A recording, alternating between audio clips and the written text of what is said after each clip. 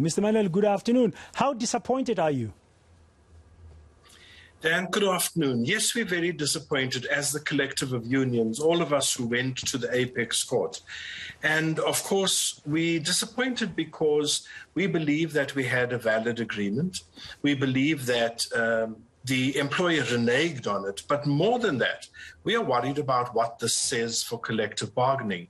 When somebody comes in, does not have the necessary authority, signs an agreement, and then 2 years down the line, the agreement goes belly up. So this is indeed a sad day for us. However, we accept the ruling of the apex court, but it does set us up for a very, very tough round of negotiations in 2022. So you don't buy one of the reasons I understand government gave was that after doing this multi-year agreement with the public service trade unions, 2018 to 2021, it was never ratified or supported or backed by National Treasury. That's where the money is. You don't buy that argument that there was no money?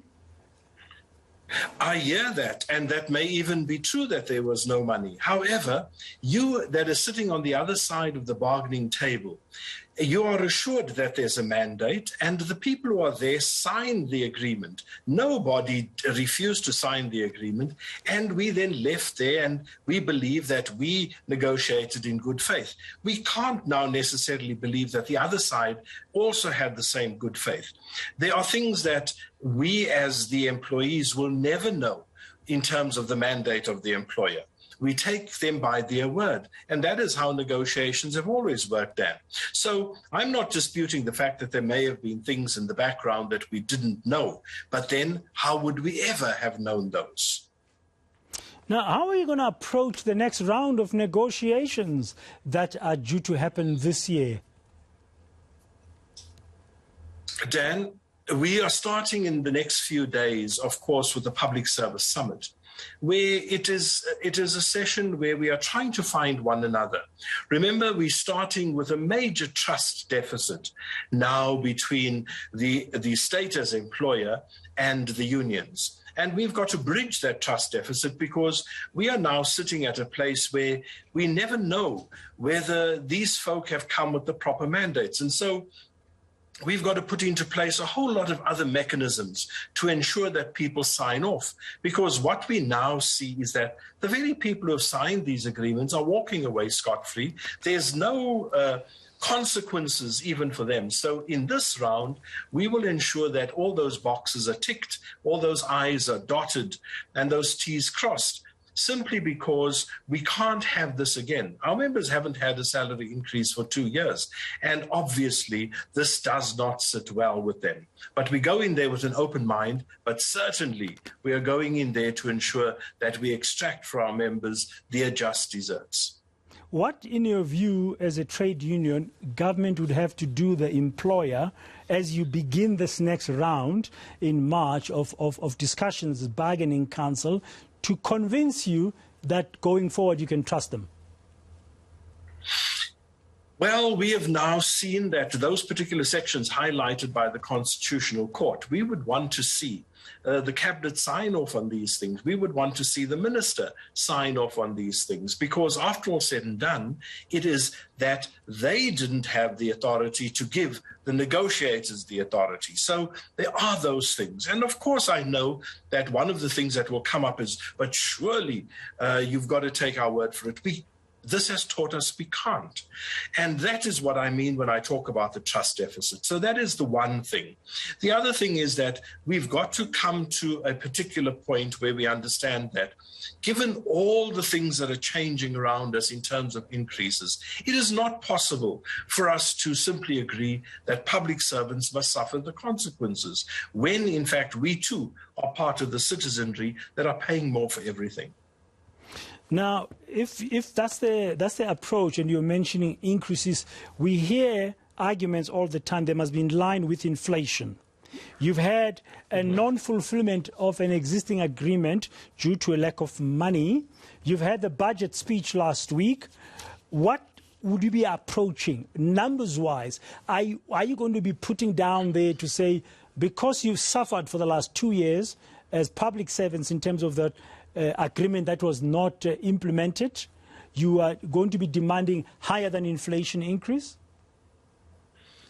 Dan, let me just correct something quickly. So this was for 2020. In 2021, the public service as a whole accepted that we did not have an increase. We only got pay progression, which is normally part of an assessment and an evaluation system. So we've already had another year without an increase. So now this time around, we are busy formulating our positions as unions across the board.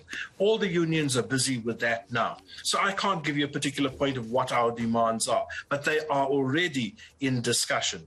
So that when we go in there, we are going to be looking at the fact, obviously, that the last 3 years, because it is 2 years plus, that where we haven't had an increase, that has to be factored in. But also the growing hardships, particularly with the lower earners within the system. And of course, we want to see that justice is done. It has been an unfair round. We don't want to go down the same road again, but certainly we're not going to roll over and play dead simply because we've had a knock. We're going to stand up and we are going to represent our members as they expect that we should do. I'm going to take a hard line. Hard is, Dan, bargaining is always a hard line. You get a mandate and you want to extract the best for your members. And I'm sure government is going to come with its own difficulties, etc., which we're not unsympathetic to. But yes, we've got to get for our members what they deserve. And our members are in the same pickle that the rest of the country is in. Yeah, and trust is an issue, as you said, that's going to be front and center of your engagements come March. And just as we conclude, Mr. Manuel, for you, would you encourage or ask for some intervention or mediation or expect a kind of engagement in trying to raise the level of, or rebuild rather, the level of trust that you have with the employer? And we have already done part of that.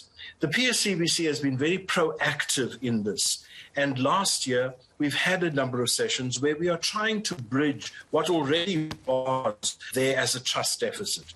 And this is an ongoing process. So, yes, we as per norm, we will start our negotiations. As per norm, we also call in experts to assist with greasing the wheels of negotiation, so to speak. And of course, also build up more trust. Trust is built up over a long period of time, but broken down very easily. And it's not healthy, not for the employer or the employees, that there is a trust deficit. So we too want to get beyond it. Okay, very briefly, Mr. Manuel, the process started last year to rebuild trust. What's the progress so far that you are making? Are you happy with the progress? Yes, we are. And this public service summit that we're having is part of building that trust too, because we are going to be sitting together. We are going to be sharing a number of days together where we are going to also be seeking to understand the difficulties that each one goes through. Remember, the shoe is pinching on all sides, and we are not oblivious to how the shoe is pinching in government, but our members too are going through those difficulties. So we're happy so far, but there's a lot to be done to bridge that gap. Thank you very much for your time. And in reaction to the court's decision, the Concourt's decision to say government was right in not fulfilling that agreement that they signed in 2018 with the public service unions. Naptosa, one of those unions talking to us now, they are not happy, they are disappointed, and they're going into next month's bargaining council talks for public service wage discussions.